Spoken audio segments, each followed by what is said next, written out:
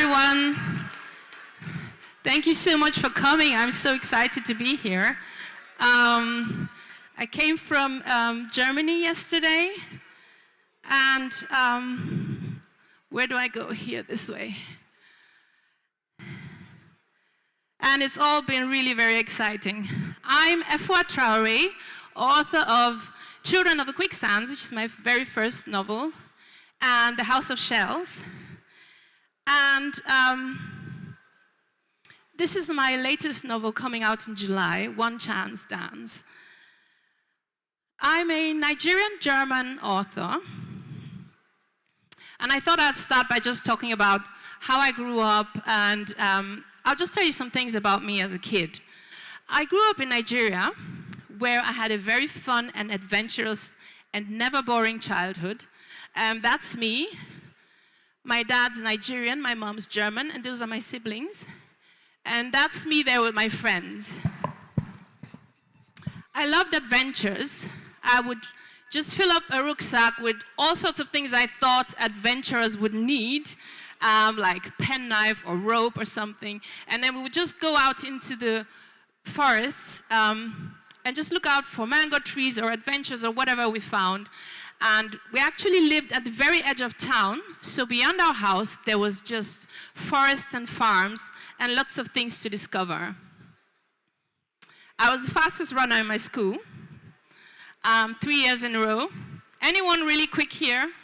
Very fast people? Ah, yeah. Okay, great. And I love dancing. That's me there. This is a very acrobatic kind of dance. There's lots of drumming, and there's no singing. At the back, you can see the drummers. And the dance used to tell stories. So the movements we'd make would tell a story. So for example, one of the dances we had was the story of how the farmer goes to the market, he goes to the farm, and he wants to cut the grass there. So he grabs the grass, and he has this sharp knife, and he's cutting like 1, 2, 3, and flings, and 1, 2, 3, and he flings it. So, there was another dance where he would be sharpening his knife and would be like going down and sharpening the knife and sharpening and sharpening. So the dance would kind of tell stories, and we had lots of different traditional dances in school, and I joined most of them because I loved that. And I loved stories.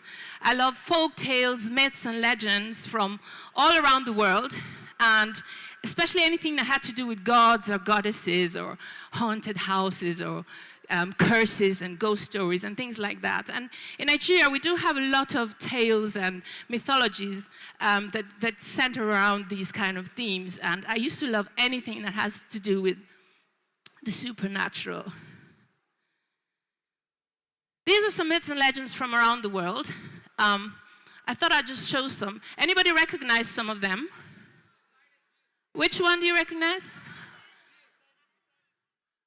Rapunzel. Do you by any chance know what country Rapunzel comes from, the story? Perfect, yes. Anyone recognize something else? Yes? Sorry, Poseidon, yeah. And what country would that be? Yeah, great. Any other one? Aladdin. I'm sure you know where that comes from. Beauty and the Beast. Where does that come from?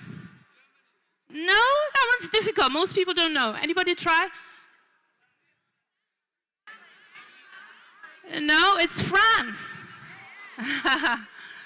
Okay, one last try. Anyone?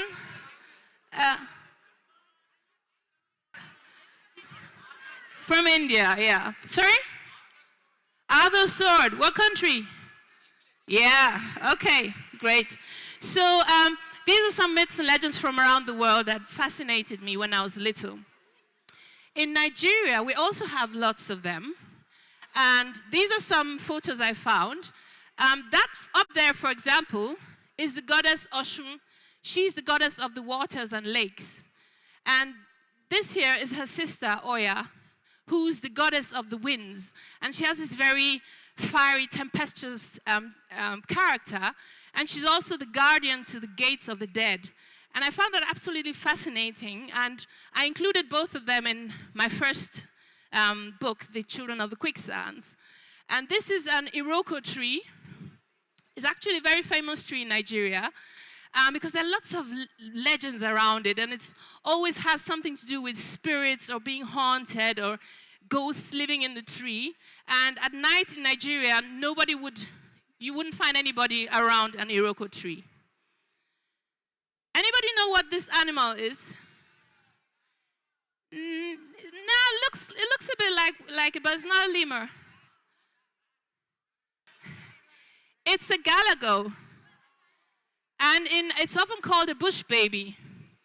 Anybody know why it's called a bush baby? Yeah, it lives in the bushes, but there's another reason. It cries like a baby. And there are lots of myths around it as well, because people say at night the bush baby is crying to lure people into the forest, because you would hear it and think, oh my goodness, there's a baby, I have to go save it. And you find yourself going in there and you might get into trouble. So there are lots of stories around the bush baby. There's one story that says that the bush baby has a magical mat, and if you can go into the forest and steal that mat from the bush baby and survive one night at home with that bush baby crying outside your window, then you'll be rich for the rest of your life. So, but the crying of the bush baby under your window a whole night, people say it drives you crazy. So that's what you have to decide, what you want to do. Then we have this. This is a picture of the Abiku. They're spirits that are said to haunt families, and they possess children. And this is the mythology on which I based my second book, The House of Shells. I'll talk about that later on. So these are some of our Nigerian myths and legends that I loved. Some other fascinating things about Nigeria that inspired me and found their way into my stories are the fact that, first of all, Nigeria is a very, very huge country. So we have about 200 million people in Nigeria. And we have over 200 different languages. And I don't mean dialects or variations, I mean like different languages. So you can imagine that if you just move like 1 hour from your town, in the next town, they're probably speaking a different language. So it's a very diverse mix of cultures and foods and stories and different ways of life. And I've always found that very fascinating. And we have many old traditions and beliefs that have resisted modern and Western ways of life. So today you might find people who believe in all sorts of old traditions, even with the whole modern life we have. So you might find people who might go to a priestess to ask for charms for protection against the spirit children, for example. So we have lots of the old ways still mixed into the new modern ways of life. And I find that absolutely fascinating. And those are the kind of things that went into my stories as well. These are some of our music instruments and some of the different traditional wear you can see here. This is a talking drum. It's quite famous, actually, because you can squeeze it under your arm, and and then you hit it with this curved stick. And the way you squeeze it brings out different kinds of tones that can actually be interpreted in a language form. So in the olden days, people might send a message from one village to the next, or maybe the chief might just announce to all the villagers that in the evening they should all come for a discussion. So these are the things they would do with the drum, and then everybody in the village would understand. Different ways of life as well in Nigeria. You have a very sharp contrast between a mega city like Lagos, for example, where we have over 20 million people who live there, and you might have a mansion like this there, and if you just move out of Lagos an hour or two, you might find this very small village where there are just 10 houses, or where you might actually still find a hut like this. So there's a sharp contrast in the ways of life in Nigeria. These are things I found interesting. These are some of the, this is a shrine for the goddess Oshun, and that's a priestess and those are priests. And this is a very famous shrine for over 700 years now. There's a festival in Nigeria that celebrates the goddess, and people come from all over the world to celebrate 2 weeks in August to celebrate the goddess Oshun.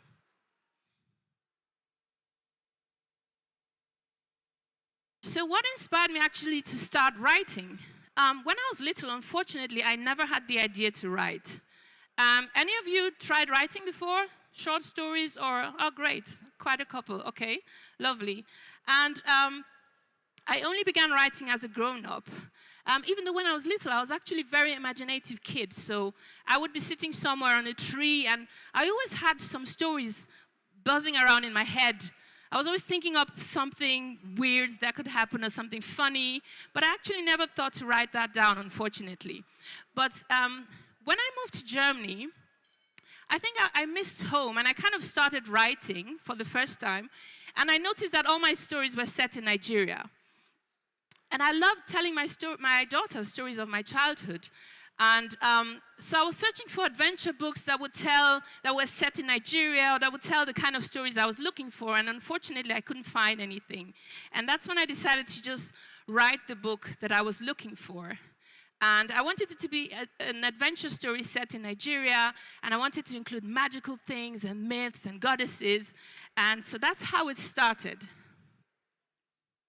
And my first novel was inspired by my childhood place, which looked very much like this. It was very, very red.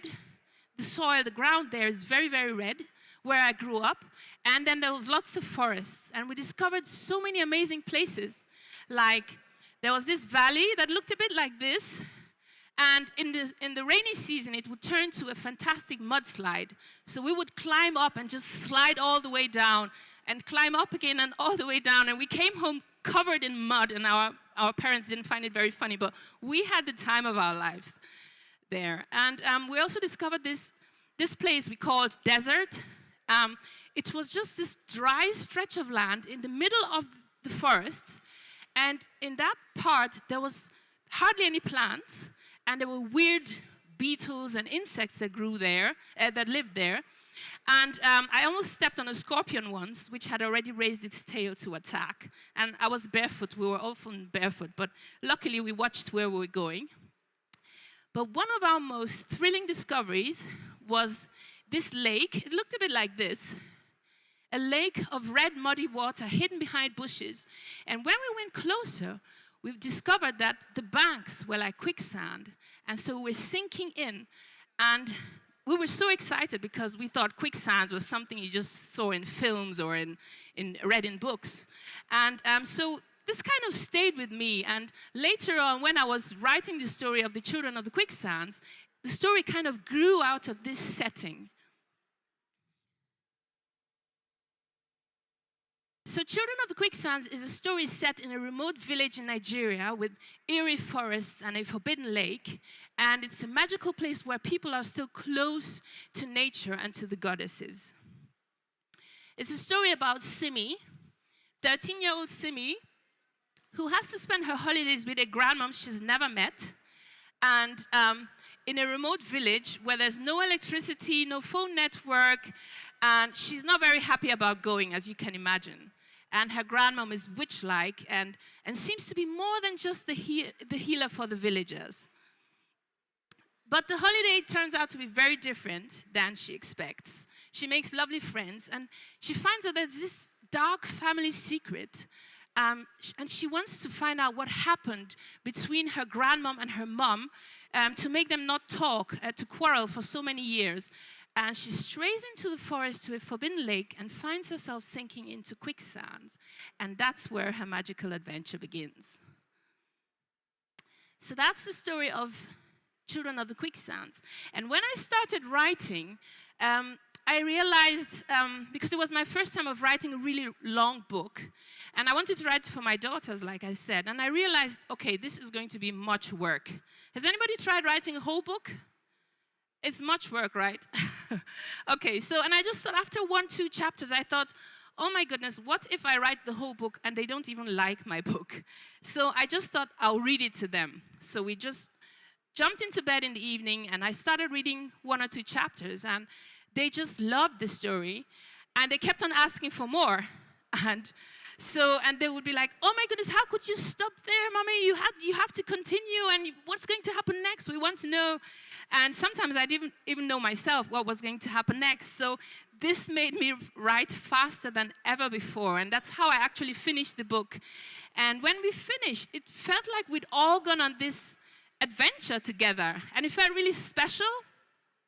And so that's how I kind of thought I would like to share the story with others. And so I sent it in for the Times Chicken House competition. Before that, I have to say I wrote it in German for my children. But normally, writing a story set in Nigeria, I would actually write that in English, which is the language I grew up with in Nigeria.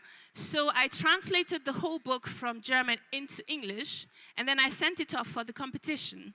And I won the competition, which was quite surprising for me as a first-time author. And that's how I became an author. So now I'd like to talk to you about my second book, The House of Shells. That's my daughter's hands holding the book. The second book, The House of Shells, is set around the myth of the spirit children, like I told you. So these are spirit children, the spirits that possess children, and then these children are born to die young. So this is a poem from a famous Nigerian author. It says, "In vain your bangles cast, charmed circles at my feet. I am Abiku, calling for the first and the repeated time." The Abiku are said to come over and over again. Once they start plaguing your family, your first child will die young, and when the next child comes, the cycle will continue. So it's actually a very unfortunate thing if you have those spirits in your family. And the poem says, "In vain your bangles cast charmed circles at my feet," because people try to protect themselves with charms, which were often made of metal, and in the poem, the Abiku are kind of laughing at people and say, "In vain you do that. We're going to possess your children and we're taking over." So they're very mischievous, kind of playful spirits. They're said to be found close to water and close to forests or around the sacred Iroko tree, like the tree I showed you earlier. So, and they're said to move freely between our world and their world. And families cursed by the Abiku give their children protective names.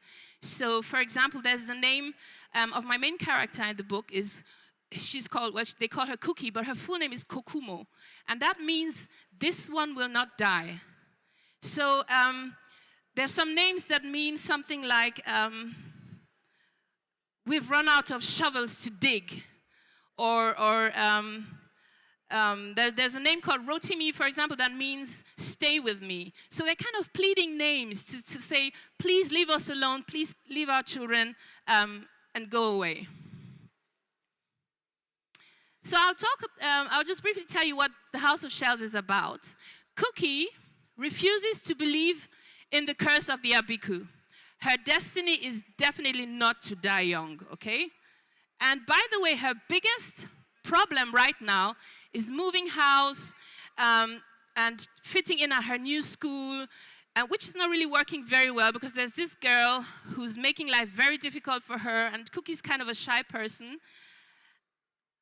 And one evening while exploring, she discovers a driveway lined with giant palm trees. And it leads to an abandoned beach house of shadows and scattered seashells. In the fading light, she meets a girl called Enilo, and they become best friends until Cookie makes a terrifying discovery. So that's the story of The House of Shells.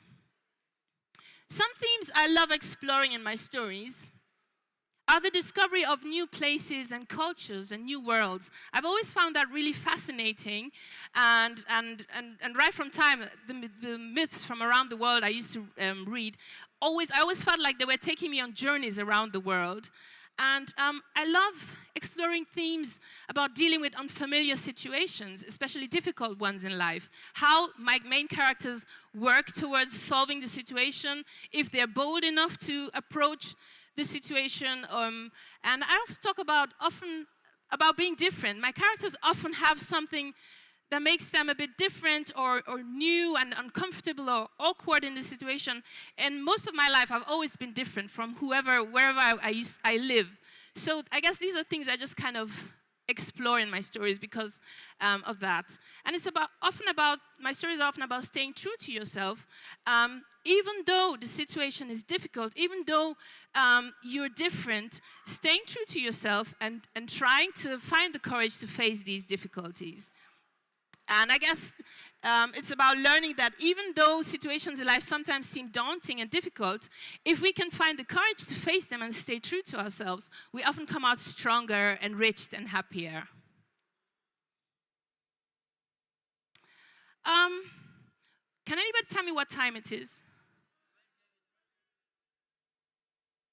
Okay, we still have time. So I thought we could do a little creative exercise. Because my books are often very much about the setting. So I thought we could work on how to make your setting memorable. Anybody have an idea? If you want to create an interesting setting, how would you work on getting your setting memorable? Any ideas? Have you read any book where anybody know, first of all, what's a setting? Yes? Exactly, the place where the story occurs, where the story takes place. So if you remember some of the books you've read where the setting was fascinating maybe, why do you think it was fascinating or interesting, or why did you want to read the book? Anybody have any idea of how to work on making your setting memorable? I put some yes?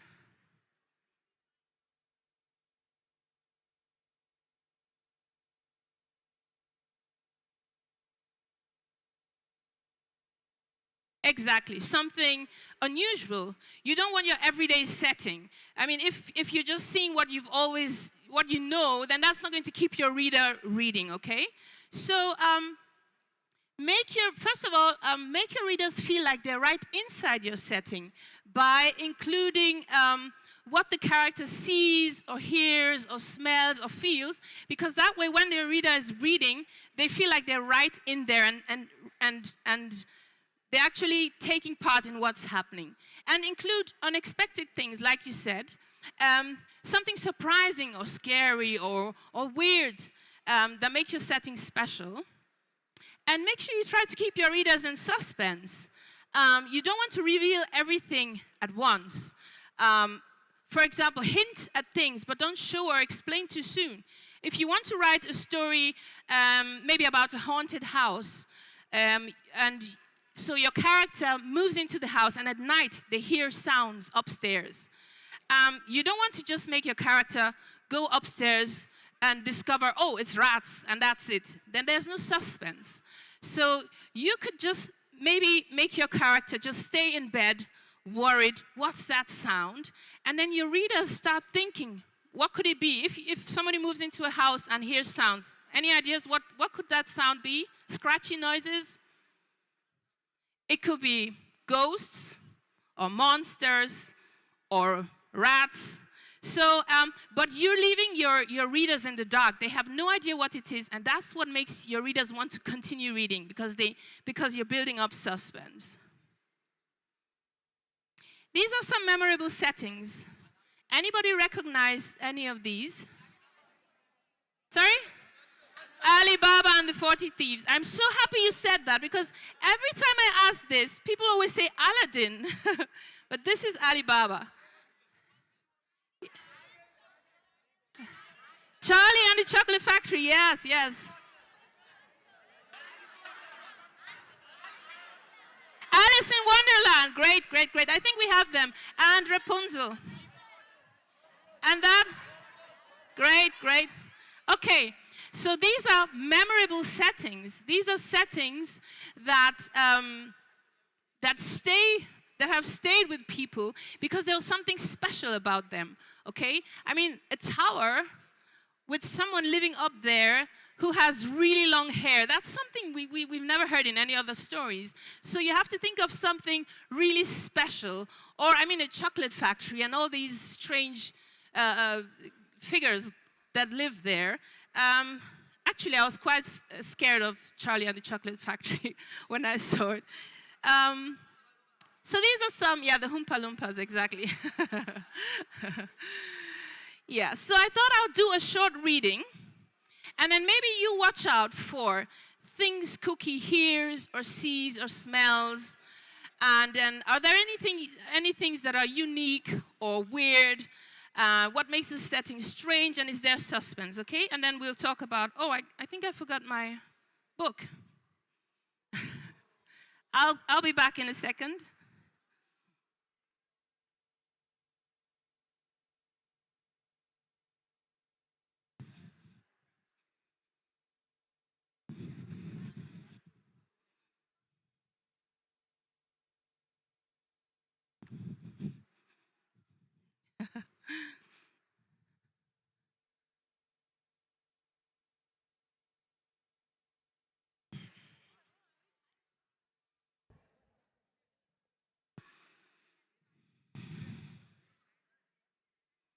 Okay, so I'll just start somewhere right in the middle.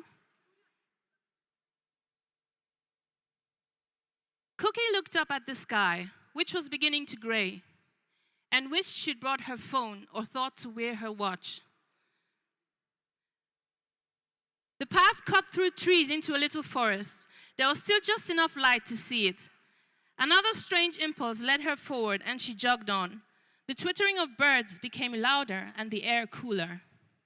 Then, very abruptly, the forest ended and the path split into two. She hesitated briefly, but then, with an uncanny flutter of excitement in her belly, she took the overgrown path, which went in and out of the trees. I'm going to ask you questions later on, so. When it turned a sharp corner, she gasped in surprise. She was standing in front of rusty gates, overgrown with climbing plants, the tallest gates she'd ever seen. As her eyes adjusted to what lay beyond, they almost fell out of her head. A wide driveway lined with majestic palm trees curved all the way to a huge mansion. On either side of the entrance was a series of massive pillars and tall statues. But everything looked abandoned. What was this place? The pillars were peeling, the driveway overgrown with weeds, and the faded facade of pale stone was disintegrating. Who had built such a villa and then abandoned it? And yet it was an enchanting sight.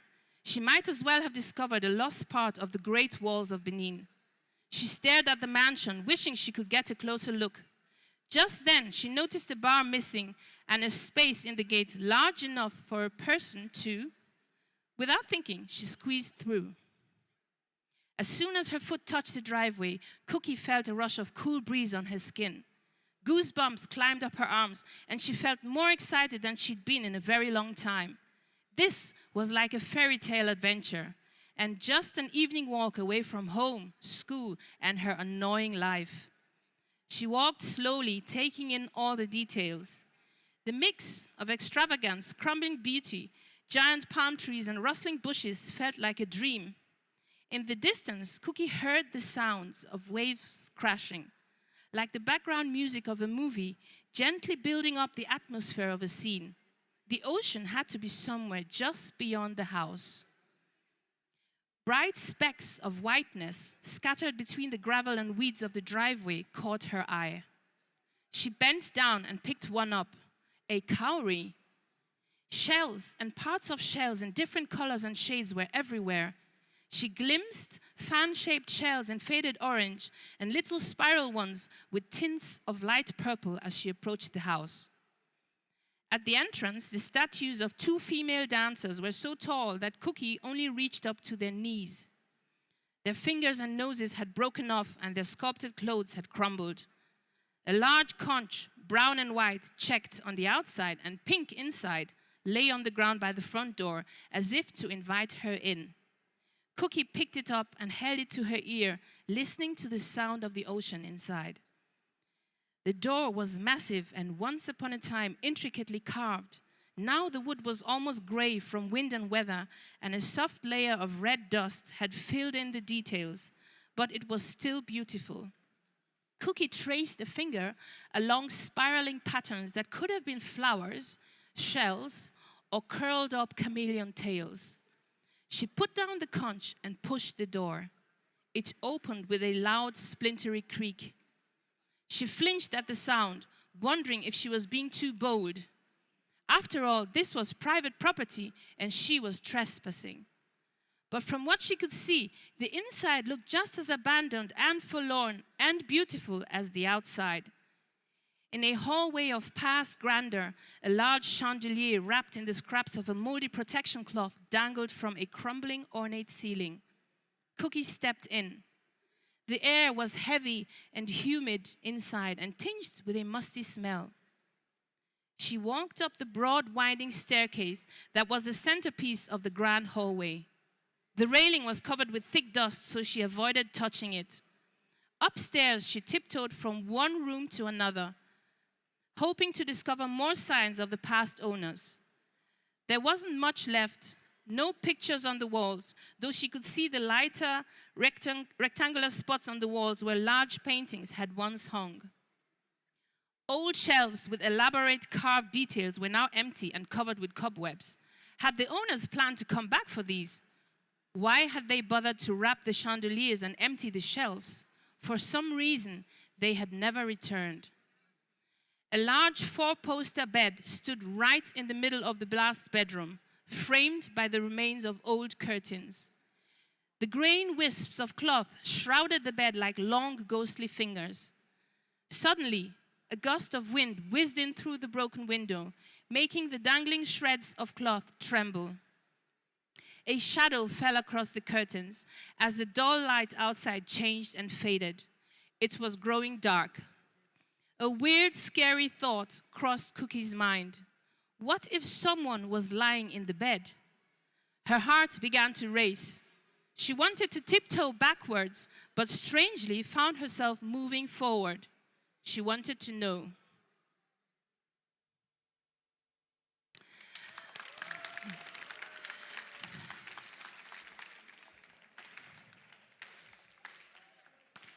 So, did anybody notice something Cookie heard or saw or something she could smell or feel? Sorry? Sorry? The breeze, the cool breeze. Okay. Yes? Sorry?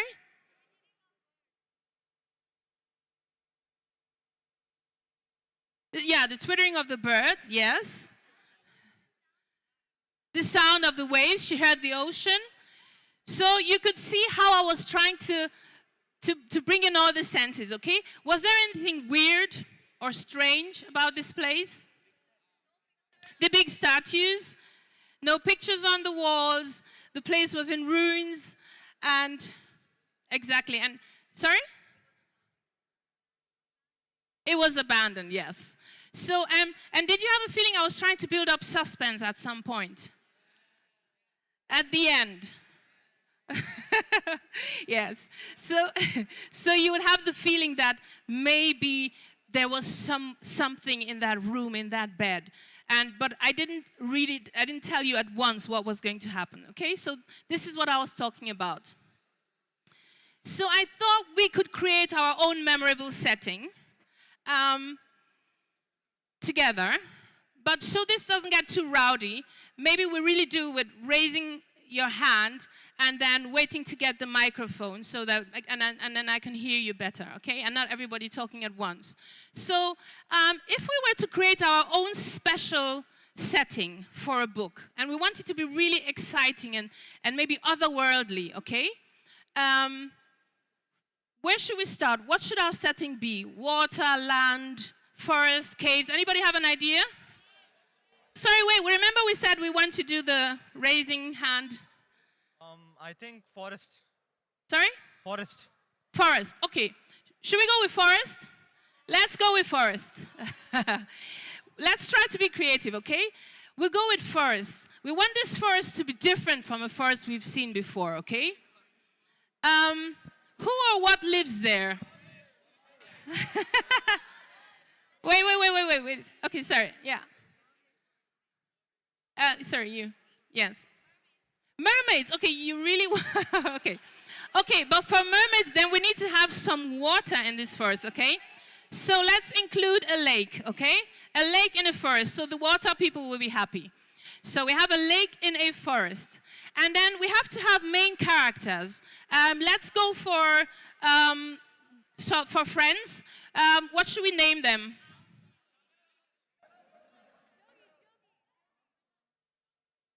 Damu. Okay. Is that a good name? Okay, Damu. And is Damu a girl, a boy? A boy. Okay, so we want a girl. Sorry? Jogi? Okay. Okay. So Damu and Jogi. Are those really good names? Okay. Damu and Jogi are going, okay, they're just strolling, okay? And they find this forest. They see, or they hear, let's say they hear something. What could they hear? What do they hear? So let's make this kind of, sorry? They hear a strange chatter, okay? There's a strange chatter, and they go into this forest. So what could happen? They're just strolling and thinking, what could that sound be? Is it an animal? We want to make this different and otherworldly. We don't want this to be a normal forest. Okay, then now the chattering changes to singing, and let's say it's a kind of beautiful voice. They've never heard such singing before, and they're moving forward, and then they come to this lake, and the singing is kind of very, very strange. Okay, so what happens? Damu says, what does Damu say to Jogi? Sorry? Sorry? No, we want this to work, okay? So they hear some, as they're listening to this beautiful singing, they suddenly hear some strange other noise, okay? And then they rush and they run to the side and they hit a tree. They fall into the tree with their backs. And how do we make these trees different now? We don't want this to be a normal tree. What could happen when they try to rest against a tree? They sink into the tree, okay? The tree grabs hold of them. Okay, hold of Jogi, okay? And Damu is like, oh my goodness. Oh no, let's let Damu is the one. So, and Jogi is the one who's going to save him, okay? And and so Damu is like caught in this tree, and then he disappears, and suddenly she hears him from the other side of the lake, and she's thinking, oh my goodness, what am I going to do? And then this other noise is coming, this other sound, and she sees, she wants to like go over this lake. There's a part that's not too wide, and then she sees their vines hanging down from the trees. She grabs hold of one and wants to cross. What happens? She falls. The vine starts wriggling. It's actually not a vine. It's a snake. Oh my goodness. So she lets go and then she falls into the lake. What could happen? Mermaids. Okay, now we have our mermaids, okay? So she gets caught by a mermaid, and so this can go on and on. This is a way of actually creating any world that you want to create, okay? You can just think of any setting.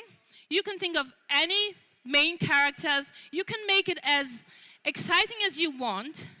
The important thing is, if you want to keep your readers tied to your book, the important thing is include what they see, hear, smell, feel, because that way your reader feels like they're part of what's happening. And try to increase suspense and to make your reader want to continue reading, okay? Yes, so finally I just thought I'd show you my next book coming out. Oh, there's no sound. Doesn't matter. The sound's not working.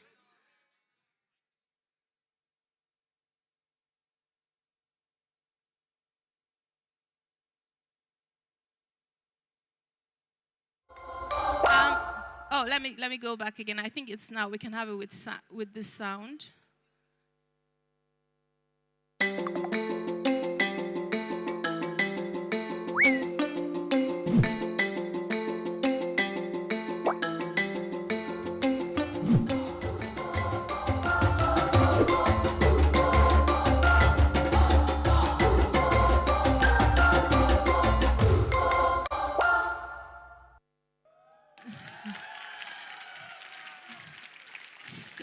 Thanks.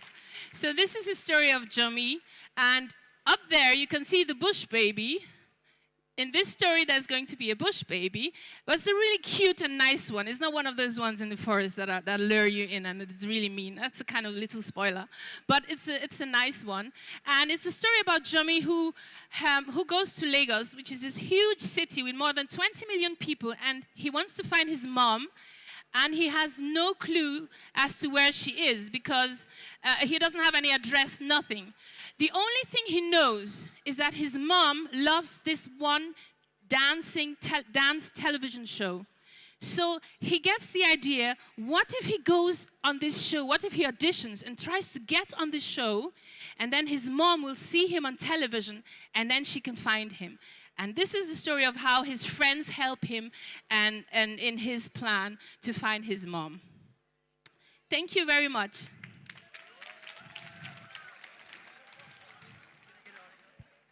I can't do that because only the author of this book can do an autogram on that. But if you buy my book, there's going to be a signing. Oh, I almost forgot. Thank you for reminding me. There's going to be a signing. So if you want to have any of my 2 other books, you're welcome to buy them, and I will be very happy to sign for you over here. Thank you.